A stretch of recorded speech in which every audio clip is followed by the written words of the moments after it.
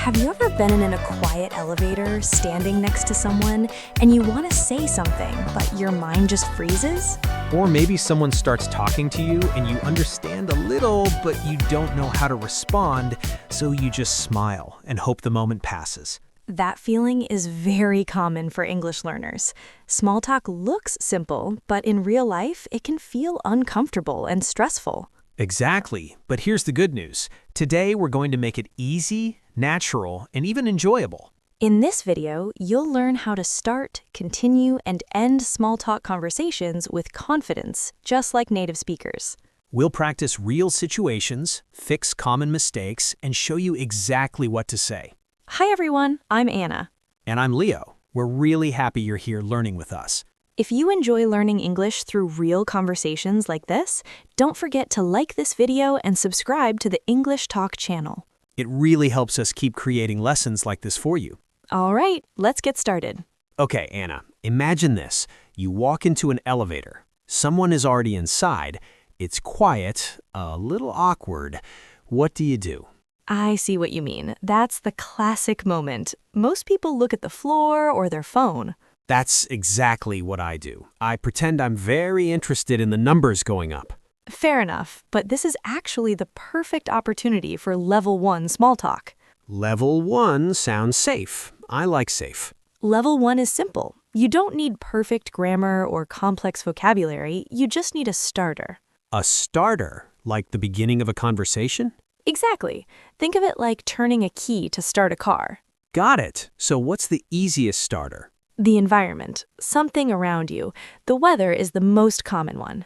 So I could say, it's really warm today, isn't it? That's perfect. Natural, friendly, and easy to answer. And if it's raining? You could say, looks like it's going to rain all day. That sounds very natural.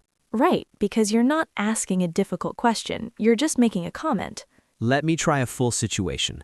I walk into the elevator and say, wow, it's busy today. Nice. And the other person might say, yeah, it really is. Okay, but then what? Do I keep talking? You can, but you don't have to. That's the key. Level 1 small talk can be very short. So just a quick connection. Exactly. A few seconds, a smile, and that's enough. That feels much easier than I expected. I actually had a situation like this yesterday. Oh, really? What happened? I was at the grocery store. The line was very long. That's always a good small talk opportunity. Right, so I turned to the person behind me and said, this line is moving really slowly today. Good start. And she said, yeah, I think they're short-staffed. That's a great response. Wait, what does short-staffed mean exactly? Good question. Short-staffed means there are not enough employees working. Ah, that makes sense. So fewer workers, slower service. Exactly. See, this is a good example. I understood the situation, but not that word. And that's completely normal. So what should I say if I don't understand a word like that? You can ask for clarification. For example, sorry, what does that mean? Or, could you explain that? That sounds polite and simple. It is, and most people will be happy to explain. So instead of pretending, I should just ask. Exactly. It keeps the conversation alive. Let me try. Sorry, what does short-staffed mean? Perfect. That's clear and natural. Now let's move to level 2. Okay, I'm ready. Level 2 is for when you want to continue the conversation a bit longer. So not just one sentence, but a short exchange. Exactly. And the key here is open questions. Open questions. I've heard that before. Right. These are questions that need more than yes or no. So instead of, did you have a good weekend? You say, what did you do this weekend? I see. That gives more room to answer. Exactly. It invites a story. Let's practice. Go ahead. Anna, what did you do this weekend? I went hiking with a friend and tried a new coffee shop afterward. Oh, nice. What kind of coffee do you usually order? That's perfect. You listened and asked a follow-up question. It feels like a game. Yes, like passing a ball back and forth. But what if something strange happens? Like what? Okay, listen to this. I was at a cafe and I saw someone with a dog. I said, your dog is really cute. Good start. And he said, he's actually very serious. That's unexpected. I didn't know what to say next. That happens sometimes. People can be unpredictable.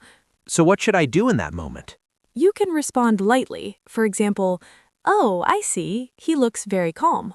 Ah, that keeps the conversation going. Exactly. You don't need a perfect response. Just stay relaxed. Now let's go to level 3.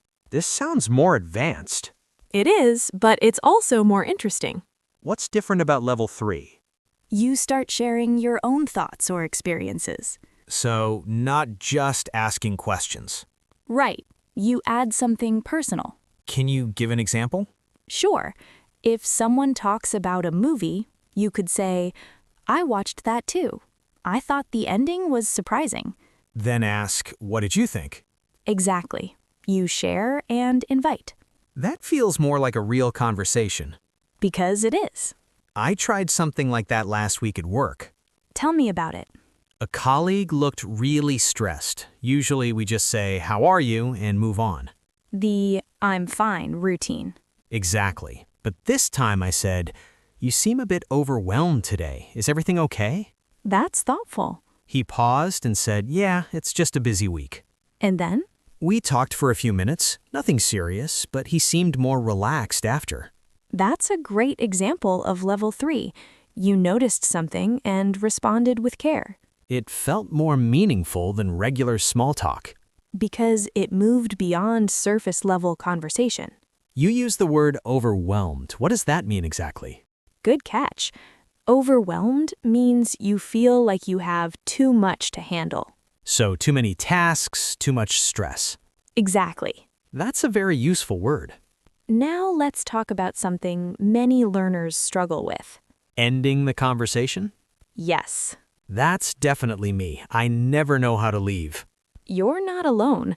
Ending politely is a skill. So what should I say? You can use a soft exit phrase. Like, "Well, it was great talking with you, but I should get going." that sounds natural. Or, "I don't want to take up too much of your time, but it was nice chatting." That's very polite. You're showing respect for their time. Let me try. Well, I need to get back to work, but it was really nice talking to you. Perfect. Okay, let's review. Good idea. So level 1, simple comments, weather, environment. Right. Level 2, open questions and follow-ups. Exactly. Level 3, sharing opinions and personal thoughts. Yes. And we also learned to ask for clarification and how to exit politely. That's a complete small talk toolkit. So now you have everything you need to start real conversations in English. And remember, small talk doesn't need to be perfect. It just needs to be real. Start simple. One sentence is enough. And build from there, step by step. If you enjoyed this lesson, don't forget to like the video and subscribe to the English Talk channel. And tell us in the comments, what's your favorite small talk topic? Weather, hobbies, food, travel. We'd love to hear from you. Keep practicing, stay curious, and don't be afraid to speak. You're doing better than you think. We'll see you in the next video. Bye for now. Take care.